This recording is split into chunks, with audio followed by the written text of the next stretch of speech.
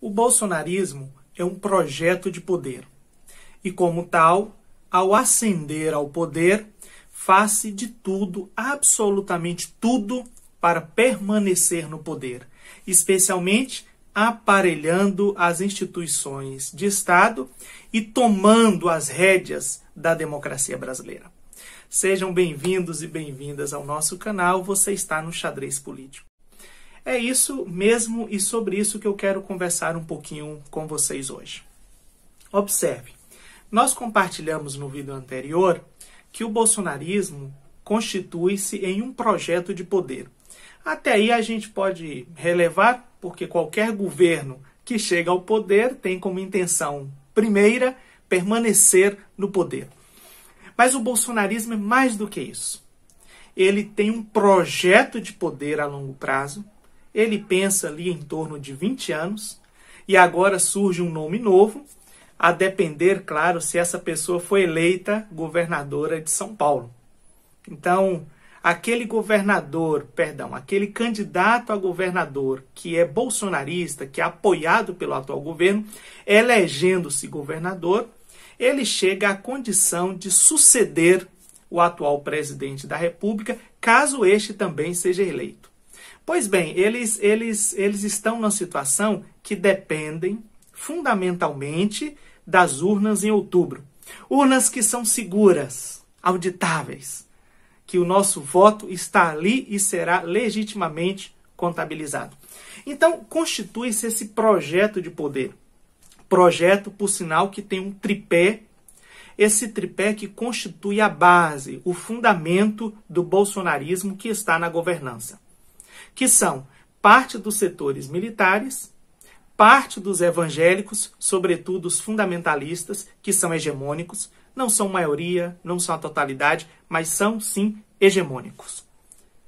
E o centrão, este que aprendeu a governar e que não quer abrir mão, sobretudo, do orçamento secreto.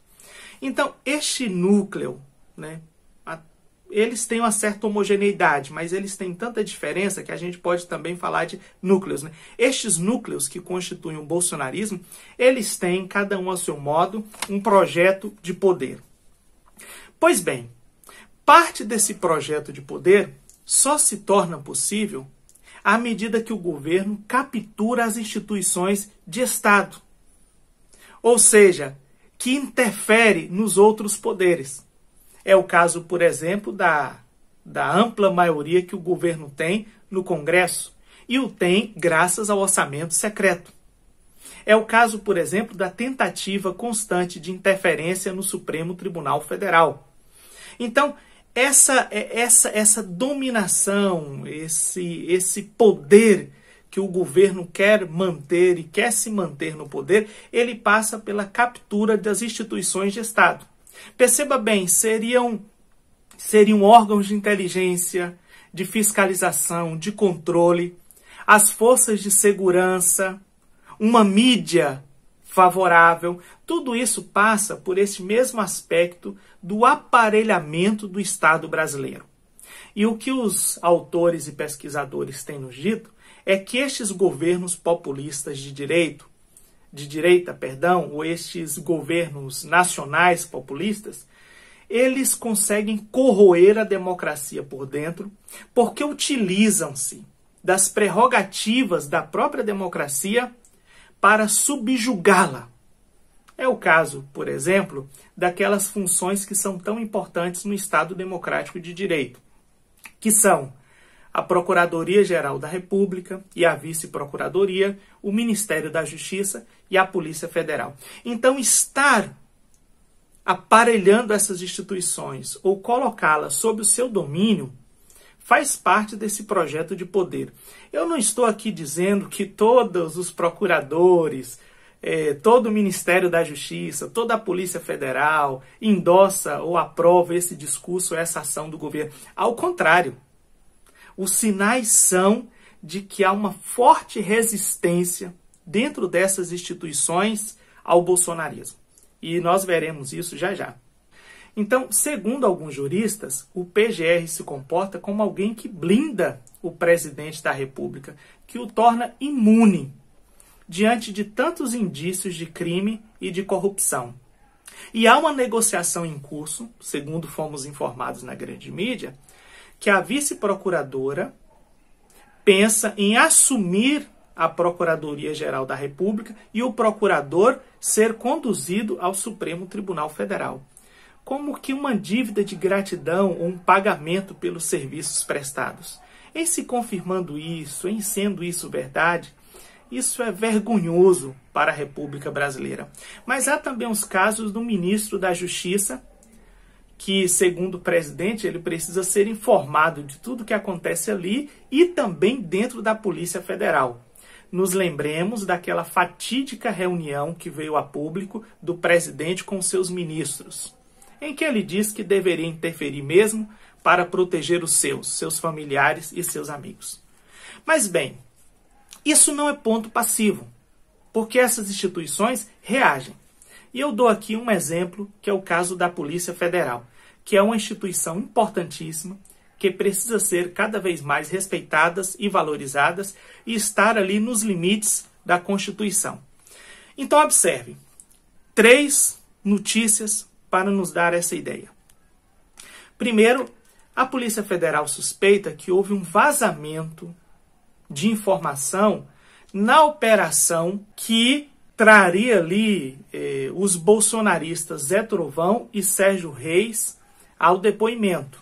Então a PF suspeita que houve ali um vazamento de informações, assim como suspeita que houve um vazamento, aí não se sabe exatamente em que esfera se deu, mas há uma suspeita de que houve também um vazamento quanto à questão do ex-ministro da Educação, o pastor Milton Ribeiro, aquele mesmo que andou com uma arma que disparou acidentalmente dentro de um aeroporto, feriu uma pessoa, e cujo ministério tem fortes implicações e indícios de corrupção, com pastores exigindo ali barra de ouro e mediando os contatos entre prefeituras e o Ministério da Educação através de propina e pedágio.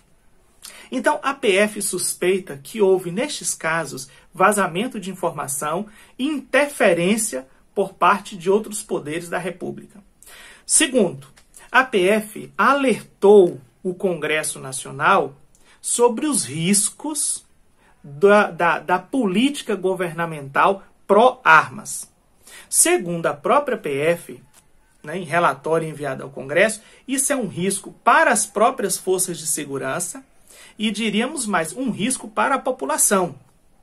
E nós sabemos hoje, porque isso tem vindo a público também, que parte dessas armas, que mesmo que sejam registradas ali como caçadores, colecionadores, etc., parte dessas armas tem chegado, legalmente ou não, ao crime organizado e às milícias. Então, mais armas em circulação significa, sobretudo, mais risco de morte para os pobres. Ora, se não bastasse a quantidade que nós temos visto nas últimas semanas de tiros acidentais, crianças que pegam as armas e acidentalmente essas armas disparam, e brigas banais que acabam em morte por arma de fogo, nós temos mais armas circulando e mais armas significa, na prática, mais violência, mais risco de morte. E a Polícia Federal percebe isso, porque ela baseia as suas conclusões em estudos sérios e naquilo que a gente chama de método científico.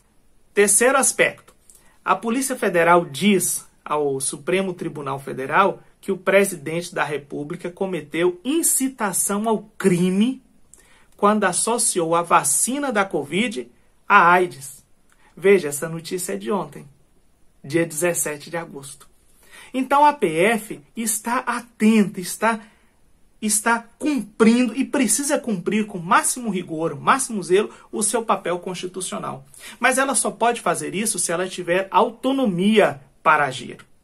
Significa autonomia para abrir inquéritos, para investigar, para dialogar com o Ministério Público e etc.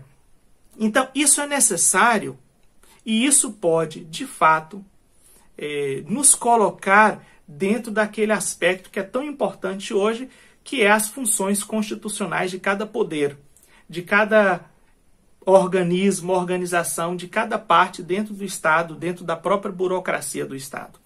Mas a PF só pode fazer isso se ela for, de fato, autônoma. Autônoma naquilo que diz a Constituição. Então nós temos aqui um exemplo claro, dentro daquele contexto maior que temos colocado, de que há uma intenção do governo de manter-se no poder e, para isso, ele captura instituições dentro do Estado brasileiro, dentro da burocracia do Estado. Ele aparelha essas instituições segundo as suas intenções, segundo o seu querer, para favorecer-se em todas essas situações. De outro lado, parece que surgem sinais de reações dentro dessas próprias instituições e dentro dessa própria máquina, dessa burocracia do Estado brasileiro. Tá bom?